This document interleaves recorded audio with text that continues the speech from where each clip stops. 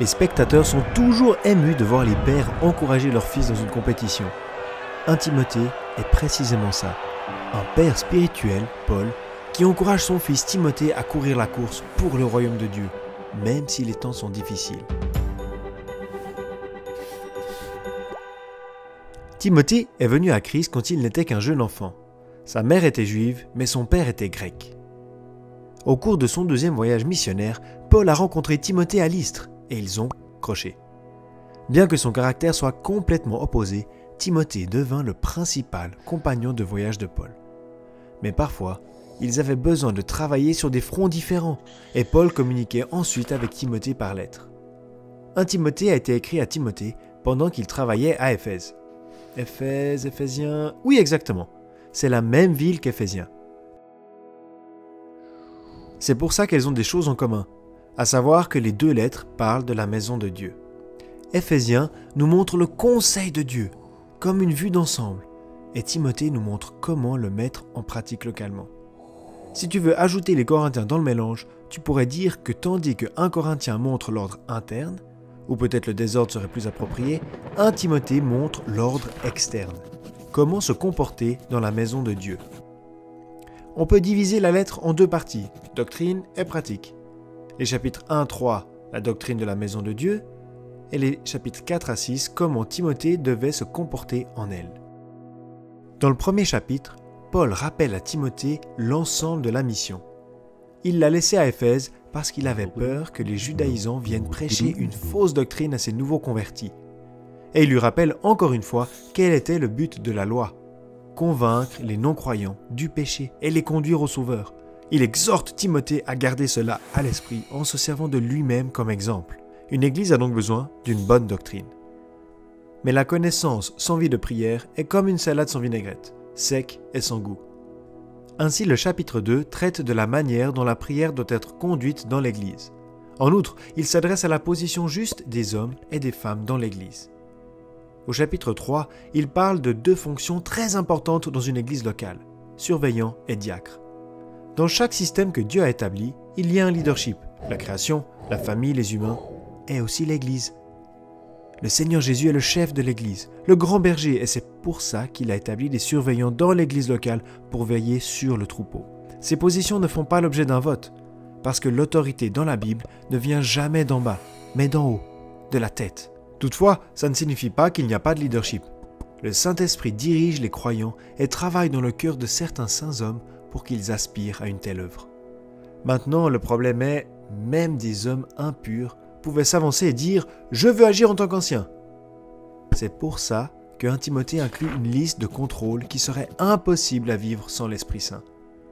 Ainsi, si quelqu'un s'engage dans le travail d'un ancien et montre les qualités décrites dans cette liste, les autres sont appelés à reconnaître cet homme. Ils ont une grande responsabilité car ils devront rendre compte des âmes de leur congrégation devant le Seigneur, le chef de l'Église lui-même. Doctrine, prière et leadership. Ce sont les 3 piliers fondamentaux d'une Église locale. Et comment Timothée lui-même doit se comporter? On le verra dans la prochaine vidéo.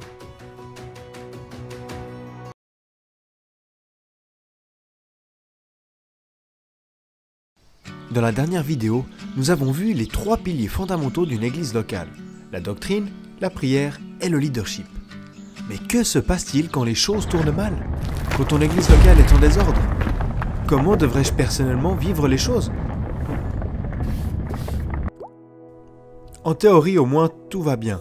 Mais Paul sait qu'à la fin des jours, certains s'éloigneront de la foi parce qu'ils écouteront des esprits trompeurs et des doctrines de démons. Maintenant, on pourrait penser, waouh, des doctrines de démons et Satan dans l'église. Eh bien, ce n'est pas aussi bizarre que tu ne le penses. Ils te diront de ne pas te marier et ils te diront de ne pas manger tel ou tel aliment. Ça semble familier, non? Ainsi, au chapitre 4, Paul dit à Timothée comment être un bon enseignant et au chapitre 5 et 6 comment être un bon conseiller. Si tu veux être un bon enseignant, tu dois te concentrer sur 2 choses. Connaître la Bible et garder ta vie en ordre. Connaître ta Bible signifie d'abord connaître les grands thèmes de la Bible et ensuite de te nourrir des paroles de foi et de la bonne doctrine que tu as soigneusement suivie. Les détails comptent dans les derniers jours. Il ne s'agit pas seulement d'une lecture biblique rapide et d'ensuite d'organiser la prochaine soirée pyjama. C'est exactement de cette manière que Timothée ruinerait une église locale et ferait partir les jeunes gens dès que les lumières s'éteindraient et y partirait dans le Disneyland chrétien. Timothée ne devrait pas se soucier des trucs pseudo-chrétiens et des histoires extra-bibliques. Au lieu de faire du crossfit toute la journée, il devrait s'entraîner à la piété. Aimer Dieu plutôt que la convoitise sexuelle, l'argent ou soi-même. Il devrait aussi éviter d'être trop enfantin dans son comportement ou son raisonnement, pour que les gens n'aient pas de raison de le rejeter à cause de sa jeunesse. Donc, un comportement sous la crainte de Dieu est la parole au centre. Parce qu'en faisant cela, Timothée se sauvera lui-même et ceux qui l'entendent. Ce serait alors son fondement pour avoir une vision claire des questions pastorales relatives aux différents groupes qui sont dans l'Église. Les personnes âgées et les plus jeunes, les veuves, et il y en avait beaucoup, parce qu'une église bienveillante est un excellent système d'assurance pour les femmes âgées qui n'ont pas de revenus. Viennent ensuite les anciens. Ils sont l'épine dorsale de toute église locale et devraient recevoir un double honneur, l'argent et la protection. L'argent pour qu'ils ne cessent pas de travailler et qu'ils ne s'en mêlent pas dans les affaires du monde, et la protection pour que personne ne les calomnie et ne ruine leur réputation.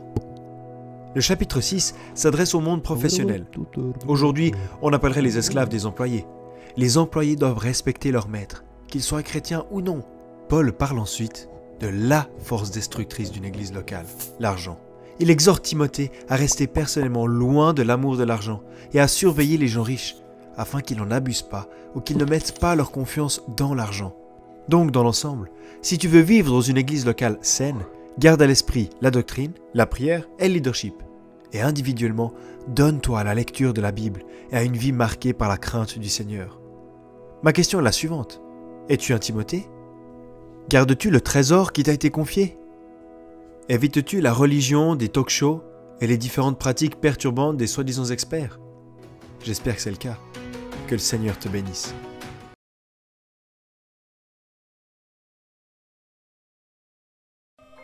Juste avant qu'une personne meure, elle dit souvent la vérité. C'est ce qu'on appelle leur fameux dernier mot. La deuxième lettre à Timothée est le fameux dernier mot de Paul. Beaucoup de choses avaient changé depuis la dernière lettre. Paul était à nouveau emprisonné. Non pas dans une belle maison avec des visiteurs, mais dans un cachot, isolé et confiné. Il n'attendait pas sa libération, mais son exécution. Mais le pire est que les églises qu'il avait fondées étaient infiltrées par des incrédules et des doctrines de démons. Devrait-il dire à Timothée d'abandonner? Oh, jamais. Protège, combat, persévère et prêche. Aujourd'hui, il aurait dit #résiste.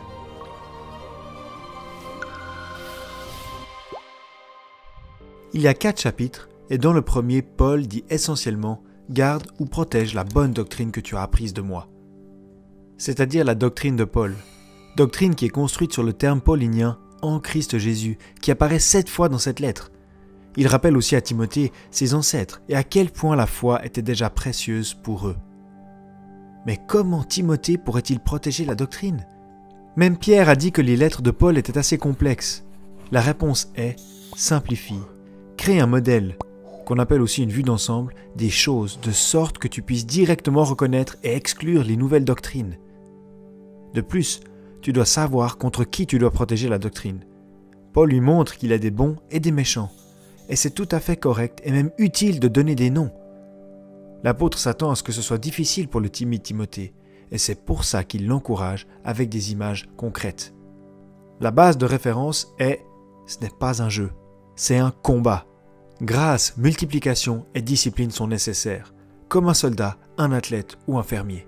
Pour prêcher la vérité et éviter les futilités, pour fuir les excuses infantiles, et prier patiemment si Dieu veut changer le cœur des adversaires dans l'Église.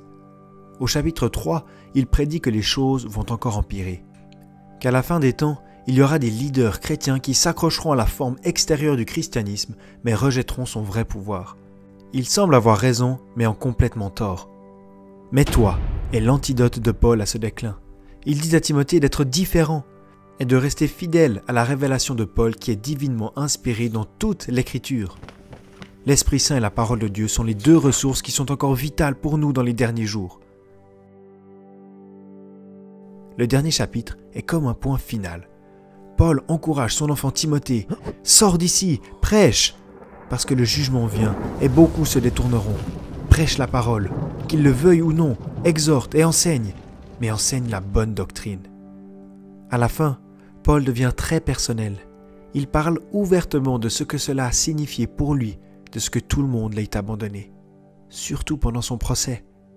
Mais il révèle aussi la douce communion que seuls ceux qui partagent la souffrance d'un sauveur rejeté ici sur la terre vivent. Parce que bientôt, les cieux régneront et les lieux célestes apparaîtront dans la gloire. Une question personnelle pour nous tous. Voulons-nous protéger, combattre, persévérer et prêcher l'évangile révélé par Paul? Ou voulons-nous abandonner, même si nous pouvons déjà voir la lumière au bout du tunnel? Souviens-toi, mon ami, quand tu te tiendras devant le trône, tu t'y tiendras tout seul.